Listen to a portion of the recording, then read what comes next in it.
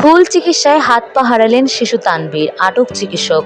ভোলার বোরহানউদ্দিন আটক অভিযুক্ত চিকিৎসক শফিকুল ইসলাম ও ভুল চিকিৎসায় পঙ্গু শিশু তানভীর।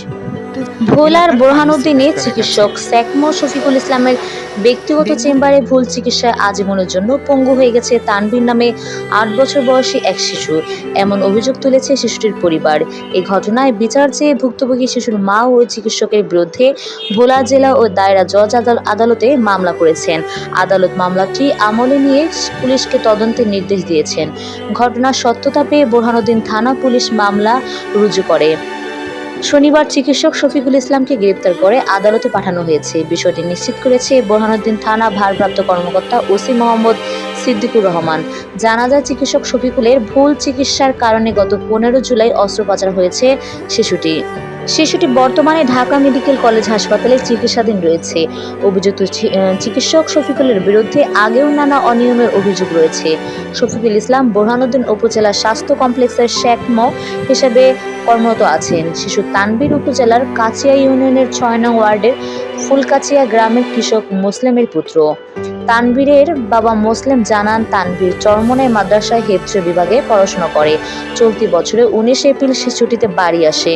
22 এপ্রিল গায়ে জ্বর আসে। পরদিন তাকে বোরহানউদ্দিন উপজেলা স্বাস্থ্য কমপ্লেক্সে ডাক্তার দেখানোর উদ্দেশ্যে নিয়ে গেলে হাসপাতাল চিকিৎসক শফিকুল ছেলেকে দেখে কিছু টেস্ট করাতে বলেন। টেস্ট শেষে রিপোর্ট দেখে শফিকুল ইসলাম জানান, আমার ছেলের ডেঙ্গু হয়েছে।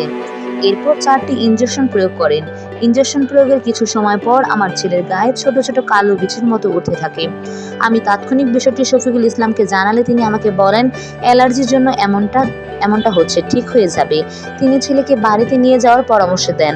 বাড়িতে নিয়ে যাওয়ার পর অবস্থা আরও অবনতি হলে তানভীরকে ভোলা সদর হাসপাতালে নিয়ে যায়। ভোলা সদর হাসপাতালে নেওয়ার পর তারা বরিশালে নিয়ে যেতে বলেন। তিনি আরও বলেন, বরিশাল শেরেবাংলা মেডিকেল কলেজে নেওয়ার পর সেখানকার ডাক্তাররা প্রাথমিক চিকিৎসা দিয়ে অক্সিজেনের সাহায্যে তানভীরকে ঢাকায় নিয়ে যাওয়ার জন্য বলেন। ঢাকায় নিয়ে প্রথমে বাংলাদেশ শিশু হাসপাতালে ডাক্তার দেখায়। শারীরিক অবস্থা আরও অবনতি হলে কিওর স্পেশালাইজড হাসপাতালের আইসিইউতে 8 দিন ভর্তি রাখি। আইসিইউ থেকে বের করে শিশু হাসপাতাল নিয়ে আরও 9 দিন ভর্তি রাখি।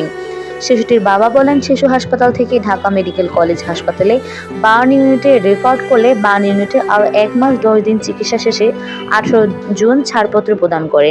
ঢাকা মেডিকেলের ডাক্তার আমাকে বলেন, অস্ত্রোপচারের মাধ্যমে তানভীরের 2টি হাত পা কেটে ফেলতে হবে।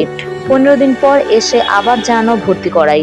তিনি বলেন, আমি দরিদ্র মানুষ, আমার ছেলের চিকিৎসা করতে ধার দেনা করে এ পর্যন্ত 9 লাখ টাকা খরচ হয়েছে।